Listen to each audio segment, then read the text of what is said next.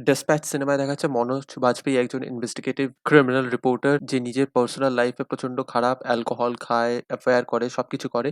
তো তার হাতে একটা গ্যাং শুট আউট এর একটা ভিডিও চলে আসে এবং যেটা ইনিশিয়ালি ইনভেস্টিগেট করতে গিয়ে সে ১ম এ ভেবেছিল একটা গ্যাং শুট আউট, সেটাও ইনভেস্টিগেট করতে, করতে জানতে পারে এটা আসলে একটা বিশাল বড় যেখানে মানি লন্ডারিং রয়েছে, যেখানে বড়, বড় স্ক্যাম, ইন্ডাস্ট্রিয়ালিস্ট, পলিটিশিয়ান এবং অন্যান্য শেল কোম্পানিরাও ইনভলভড রয়েছে এবং কি করে মানি লন্ডারিং হয়, বেটিং হয় সেগুলোও জানতে পারে এবং ফাইনালি যারা এই লন্ডারিং এর সাথে যুক্ত তাদেরকেও ধরতে পারে এবং নিজে ইনভেস্টিগেট করে যে নিউজ গুলো ও পেয়েছে সেগুলোকেও পাবলিক এর সামনে আনতে পারে কি পারে না সে নিয়ে হচ্ছে সিনেমা। ২.৫ ঘন্টার সিনেমা আপনারা জি5 এ দেখতে পারেন। কিছু পজিটিভ রয়েছে, কিছু নেগেটিভ রয়েছে। প্রথমত আপনার যদি মনোজ বাজপেয়ীকেই ভাল লাগে তাহলেই আপনারা এই সিনেমাটা দেখুন, নলে আপনারা এভয়েড করতে পারেন। কারণ সেকেন্ড হাফ এ গিয়ে এর ইনভেস্টিগেশন বলুন, এর থ্রিল বলুন এবং এর ওয়ার্লড টা বলুন প্রচন্ড ফ্ল্যাট হয়ে যায় এবং প্রচন্ড বোরিং হয়ে যায়। কিছু নতুন আপনাকে দিতে পারে না। নিউ এজ থ্রিলার যেটা ডেটা এবং মানির উপর নির্ভরশীল সেটার উপর এটা একটা এমফাসাইজ করতে চেয়েছিল কিন্তু সেটা প্রচন্ড বাজেভাবে ফেল করে যায়। তো এটা মাথায় রেখে আপনারা যদি কোন একটা নিও থ্রিলার দেখতে চান তাহলেই এটা দেখুন, নলে ইউ ক্যান এভয়েড।